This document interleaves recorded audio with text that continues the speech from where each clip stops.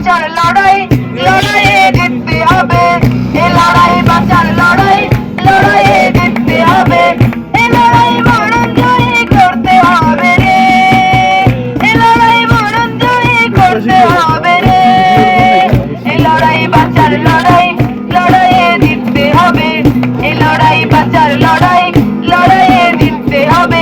24 সালের জুন মাসের 9 তারিখে 18 সালের যে কোটা প্রথা যে বিলুপ্তির যে পরিপত্র সেটা বাতিল করা হয়। এরপরে আমরা বরিশাল বিশ্ববিদ্যালয়ে প্রথম 9 তারিখে একটা কর্মসূচি করি। তারপরে বিশ্ববিদ্যালয় ঈদের ছুটিতে যায়। ছুটির পরে আমরা জুলাই মাসের একদম শুরু থেকে একদম 1 তারিখ থেকে আমরা আমাদের কর্মসূচিগুলো শুরু করি। লাগাতার আমাদের কর্মসূচিগুলো চলতে থাকে এবং আমরা বরিশাল বিশ্ববিদ্যালয়ের শিক্ষার্থীবৃন্দ এই ব্যানারে আসলে আমাদের কর্মসূচিটা শেষ দিন পর্যন্ত আমরা আমাদের জায়গা থেকে এগিয়ে নিয়ে গিয়েছি। আমাদের এই আন্দোলনে বরিশাল বিশ্ববিদ্যালয়ের শিক্ষার্থীরা একদম প্রথম দিন থেকে যে মাত্রায় যুক্ত ছিল তারা তাদের জায়গা থেকে কোটার একটা যৌক্তিক সংস্কারের দাবি কিন্তু আমরা প্রথম থেকেই তুলছিলাম এবং এই আন্দোলন একটা পর্যায়ে গিয়ে তো যখন ন্যাশনালি খুব গুরুত্বপূর্ণ আন্দোলন হয়ে দাঁড়ায়, আমরা খুব ইউনিক একটা দৃশ্য দেখছি। আমরা তো বরিশাল বিশ্ববিদ্যালয়ের সামনে প্রায় দিনই রাস্তা অবরোধ করে রাখতাম, তো আমরা দেখতাম যে যারা অবরোধে আটকা পড়তেছে, যে সমস্ত মানুষের যাতায়াত করতে কষ্ট। জুলাই বিপ্লবে বরিশালের ইতিহাসের সাথে ওতপ্রোতভাবে জড়িত বরিশাল বিশ্ববিদ্যালয়। আন্দোলনের সূচনা লগ্ন থেকেই অর্থাৎ জুলাইয়ের প্রথম দিক থেকেই বরিশাল বিশ্ববিদ্যালয়ের সামনের মহাসড়ক অবরুদ্ধ ছিল কারফিউ জারির আগ মুহূর্ত পর্যন্ত। এখানেই প্রথম আইনশৃঙ্খলা বাহিনী ভয়ঙ্করভাবে পরাজিত হয়েছিল শিক্ষার্থীদের কাছে। আর সে স্মৃতি নিয়েই কথা বললেন সুজয় শুভ। বরিশাল বিশ্ববিদ্যালয়ে এই আন্দোলনের প্রথম থেকেই তার অবদান ছিল অনন্য। আমরা দেখতাম যে এই অবরোধে যে মানুষগুলো আটকা পড়তেন, তারা আসলে গাড়ি থেকে নেমে ব্যাগ হাতে নিয়ে বাচ্চা কোলে নিয়ে বিশ্ববিদ্যালয় এলাকা পার হইতেন। এই মানুষগুলোরও আমরা কোনোদিন চোখে মুখে আসলে বিরক্তি দেখিনি। মানুষগুলো বারবার করে বলতেন যে আমাদের সন্তানরা কষ্ট করছে, ফলে এই কষ্টটুকু আমরাও করতে চাই। তো এটা আমাদের কাছে একটা গুরুত্বপূর্ণ অনুপ্রেরণার জায়গা ছিল। আন্দোলনের একটা পর্যায়ে 11 তারিখে প্রথম পুলিশের পক্ষ থেকে আমাদের বিশ্ববিদ্যালয়ের গেটে তালা দেওয়া হয় এবং বলা হয় যে আর আমাদেরকে কর্মসূচি করতে রাস্তায় নামতে দেওয়া হবে না। তো সেদিন আমরা পুলিশের সঙ্গে ধাক্কাধাক্কি করে প্রথম আমরা আসলে এর আগে ছাত্রলীগের সঙ্গে কিছু মারামারি আমাদের বিশ্ববিদ্যালয়ে আন্দোলনরত শিক্ষার্থীদের হয়েছে। বিশ্ববিদ্যালয় প্রশাসনের সঙ্গে পুলিশ প্রশাসনের সঙ্গে নানা সময় দেন দরবার, কথা কাটাকাটি, ভয়ভীতি প্রদর্শন এগুলো ছিল। কিন্তু প্রথম আমাদের বিশ্ববিদ্যালয়ের গেটে তালা মারা হয় 11ই জুলাইতে।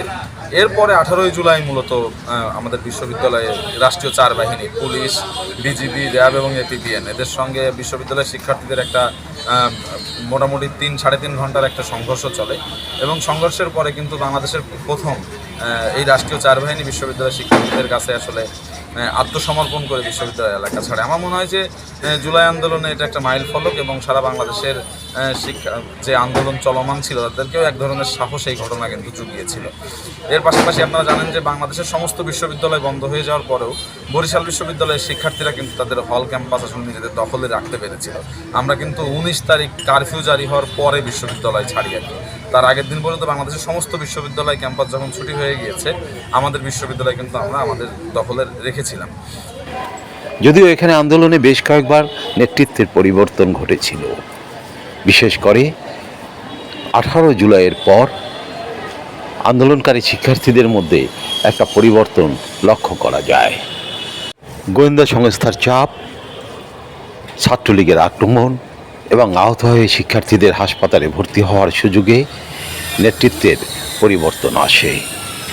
বরিশাল বিশ্ববিদ্যালয়ে এসে আন্দোলনে যুক্ত হন অন্যরাও।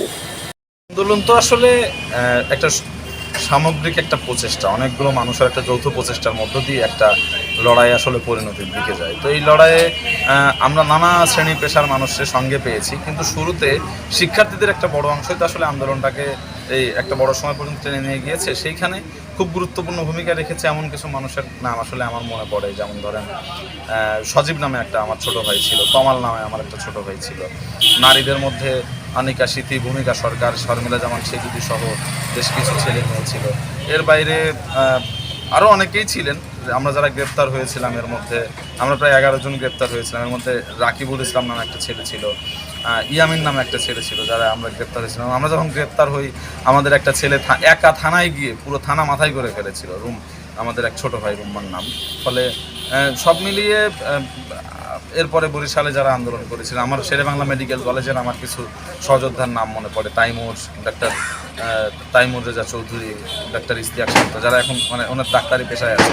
এই মানুষগুলো যে দারুণ ভূমিকা রেখেছিল আসলে, এগুলো খুব গুরুত্বপূর্ণ আমার কাছে মনে হয়। অভ্যুত্থানের পরে তো আসলে অভ্যুত্থানের অংশীজন বেড়েছে শহরে, অনেকে জুলাই যোদ্ধা হয়েছেন, জুলাইয়ের অংশীজন হিসেবে নিজেদেরকে দাবি করা শুরু করেছেন। কিন্তু অভ্যুত্থানের টাইমটাতে আমার মনে হয় যে এই হাতে গোনা কিছু মানুষই আসলে অভ্যুত্থানের স্পিরিটটা সামনে নিয়ে গিয়েছেন, এবং 5ই আগস্টের পরেও কিন্তু নগরবাসীর জন্য, মানুষের জন্য এরা কিন্তু চেষ্টা করে গেছে, এবং যারই ফলশ্রুতিতে নগরবাসী খানিকটা অর্থে কিন্তু নিরাপত্তাও পেয়েছে এক ধরনের। আমি সারা বাংলাদেশের খবর তো বলতে পারবো না, আমি বরিশালের আলাপটা করতে পারি যে অভ্যুত্থানের পরবর্তী 10-15 দিন বরিশালের নগরবাসী কিন্তু দেখছে যে আসলে এখানকার ছাত্র যুবরা কি আন্তরিকতার সঙ্গে এখানকার ট্রাফিকটা মেনটেন করতেছে, এখানকার পুলিশের অ্যাবসেন্সে জননিরাপত্তার জায়গাটা মেনটেন করতেছে, মানুষের সমস্যাগুলো সমাধান করার চেষ্টা করতেছে, মানুষের বিপদে পাশে থাকার চেষ্টা করছে। আমার কাছে মনে হয় যে এটা একটা নতুন বাংলাদেশের স্বপ্ন আমরা এই জায়গা থেকে দেখতে পারি। এই তরুণ যুবদের যে তার যে মানুষের প্রতি যে কমিটমেন্ট, তার যে আন্তরিকতা, এটা আমাদের পরবর্তী বাংলাদেশ বিনির্মাণের এক ধরনের